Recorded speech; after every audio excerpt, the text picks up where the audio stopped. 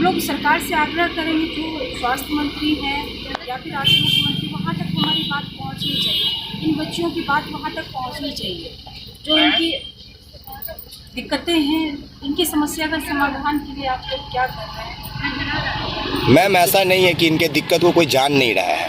इनके दिक्कत को बखूबी सभी लोग जान रहे हैं, क्योंकि इनका आज 1 महीना 4 दिन से ज़्यादा से ये प्रोटेस्ट चल रहा है। इन लोगों की समस्या है, पर सरकार जानबूझकर इन लोगों को नज़रअंदाज करती है। क्योंकि ऐसा नहीं है मैम कि जब ये सड़कों पे बैठती हैं तो लोग आते जाते नहीं देखते हैं। प्रशासन की कई गाड़ियां यहाँ से गुजरती है। इसके बाद भी जब तक मीडिया लोग नहीं आवाज़ उठाते हैं, यहाँ पे प्रोटेक्शन नहीं दिया जाता है। तो इनको जानकर इग्नोर किया जा रहा है कि पहले ये प्रोटेस्ट करेंगी, फिर थक हार कर अपने घर चली जाएंगी और बाद में राजा पाकर वैशाली में जाकर शिफ्ट हो जाएंगी। यही सरकार का अभी तक मंशा है, जो निकल के सामने आ रहा है। तो मैं भी पत्रकार एसोसिएशन से ही हूँ, और मैं पत्रकार एसोसिएशन की तरफ से और मैं आग्रह करूँगी बाकी सारे पत्रकार को कि आप इन बच्चों को समर्थन दीजिए। इनके बारे में जो भी सच्चाई है वो लिखिए और ऊपर तक अपनी बात पहुँचाइए। मैम, आप दिल्ली से आई हैं ना? दिल्ली से आने के बाद आप इन बच्चियों का आवाज़ को सुन ली, आपको लगा यहाँ तक आना चाहिए। बहुत सारे नेता मंत्री हैं, यहाँ से लेकर दिल्ली तक में होंगे। नेता लोग एक बार जब अपने वादे से मुकर जाते हैं, फिर भी हम उन्हें अपना नेता मान लेते हैं। विभाग के आप मंत्री बनते हैं या उस पदभार आपको दिया जाता है, तो हमें उसकी गरिमा को रखना है, बचाना है। तो जो हमारी जिम्मेवारी बनती है, उस जिम्मेवारी को बहाल करना है। तो ये नहीं है कि अब हमारे बच्चे आखिर इन सबकी हालत ख़राब हो रही है। हमारे 3 बच्चे जो इनके 3 बच्चों उनको पानी में चढ़ा जा रहा है, नीचे उनको देखिए।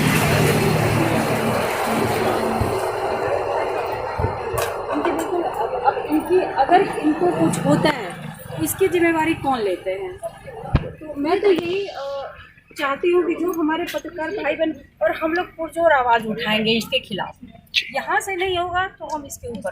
जिस देश के प्रधानमंत्री बेटी बचाओ बेटी पढ़ाओ का नारा देते हैं, उसी देश के उसी पार्टी के यहाँ पर जो है गठबंधन की सरकार होती है, और उसी पार्टी के स्वास्थ्य मंत्री होते हैं। स्वास्थ्य मंत्री यहाँ तक नहीं पहुँच रहे हैं, क्या रीज़न हो सकता है मैडम आपके नज़र में?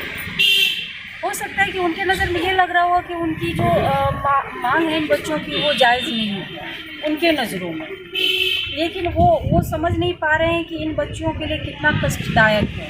यहाँ से छोड़ के 45 किलोमीटर का जर्नी डिस्टेंस इनको ये लोग नहीं बहन कर ये वो डिसाइड करने वाले कौन होते हैं? प्रधानमंत्री कहते हैं कि हम प्रधान सेवक हैं।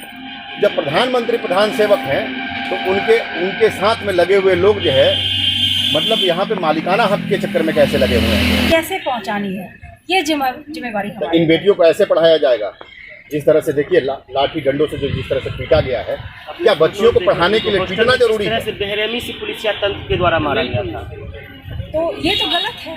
तो इस चीज़ को तो हमें उजागर करना होगा, ऊपर तक पहुंचाना होगा। मैम, आप ये बात सेंट्रल तक मैं लेके जाऊँगी। मैम, आप अगर सेंट्रल तक बात लेके जाएंगी तो एक बात हम लोगों का और लेकर जाइएगा, जो शायद आपको नहीं पता होगा। आप रिपोर्टर एसोसिएशन से आई हैं दिल्ली से। पीएमसीएच अस्पताल में पत्रकारों का जाना मना है।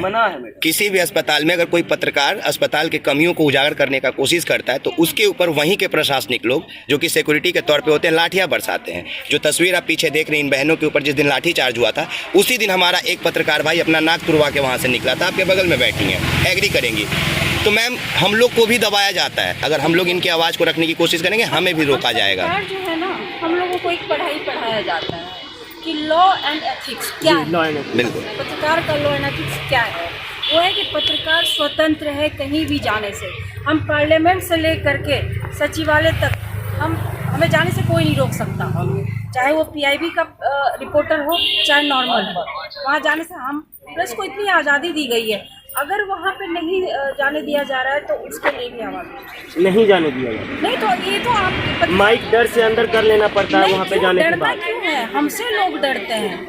पर पीएमसीएच में ये होता है ना, से हम नहीं, ये वहाँ पे चल रहा है पिछले 10 सालों से। सरकार जो है यही चीज कर रही तो है। आप लोगों को तो पहले इसके खिलाफ आप पहले अपनी आवाज़ को आप बुलंद कीजिए।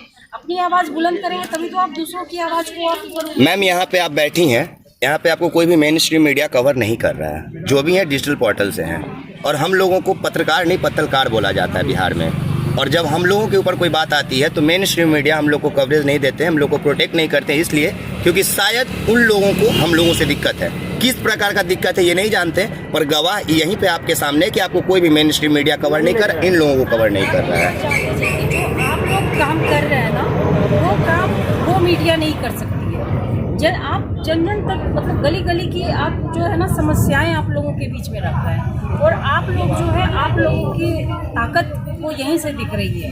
एक न्यूज़पेपर में आप हर कोने का आप समस्या और समाधान आप उसमें लाते हैं, अपने विचार आप उसमें व्यक्त करते हैं, आप उनकी बातों को जनता तक एक दूसरे से पहुंचाते हैं, एक दूसरे तक। लेकिन वो मीडिया वो सिर्फ राजनीतिक खबरों के लिए, सिर्फ राजनीतिक लोगों के लिए है बड़ी बड़ी मीडिया। मैं उनके खिलाफ नहीं जा रही हूँ, ना मैं उनके खिलाफ बोल रही हूँ। एक्चुअली उनका भी एक अपना एथिक्स है काम करने का, लॉ एंड एथिक्स है। लॉ एंड एथिक्स तो उसमें नहीं डिजिटल आता मीडिया है। से उन्हें दिक्कत क्यों होती है? दिक्कत ये है कि भाई उनकी पूछ कम हो गई है ना, उनकी पूछ कम हो गई है। अब उनको जल्दी नहीं बुलाया जाता है, बुलाया आप लोगों को जाता है, प्रेस रिलीज आप लोगों तक पहले भेजा जाता है, जो भी आप लोगों का ग्रुप है पहले उसमें भेजा जाता है, और रिप्लाई आप लोग बहुत अच्छी तरीके से पहली बार देते हैं, वो लोग नहीं देते रिप्लाई।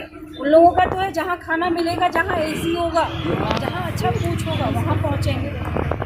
ठीक है मैम, सिर्फ एक रिक्वेस्ट लास्ट में, इन बहनों की आवाज़ को आप जितना आगे ले जा सकती हैं, क्योंकि अगर हमारी ताकत सिर्फ एक प्लेटफॉर्म तक है तो आपकी पहुंच हम जैसे 1000 प्लेटफॉर्म तक होगी। तो हम यही रिक्वेस्ट करेंगे आपसे कि इन बहनों की आवाज़ को आप जितना आगे ले जा सकती हैं उतना आगे ले जाइए, ताकि जब इस खबर को चलाए ना तो फील करें इस चीज़ को, कि जो दर्द को कई नेता लोग आकर अपने बिहार के नहीं समझ पाए थे, वो दिल्ली से आई हुई एक मैम समझ कर गई थी और इन लोगों का मदद की थी। पहले तो मैं यहाँ कोशिश करती हूँ कि यहाँ इनके लिए क्या किया जा सकता है। अगर यहाँ इनके लिए सुनवाई नहीं होगी तो मेरे तरफ से मैं पूरा अपना जितना भी कोशिश है, मैं अपनी पूरी कोशिश यहाँ होगा कि यहाँ से एक लास्ट सवाल है मैडम, ये लोग अभी भूख हड़ताल पर हैं। लोग भी सक्षम है इस चीज़ को आगे, उनकी बात को आगे तक पहुँचाने के लिए आप लोग भी सक्षम हैं। क्योंकि हम पत्रकार जो है उसके चौथे स्तंभ इसीलिए बोला गया है। अरे एक स्तंभ अगर टूट गया, हिल गया, अलग हो गया तो बाकी तीसरा भी डगमगा जाएगा। तो इतना तो तय है कि पत्रकार छोड़ेगी, जितने भी पत्रकार वो छोड़ेगी। आगे तक जितनी भी लड़ाई लड़ी जाएगी उसमें हम लोगों का साथ। Thank you so much ma'am, thank you.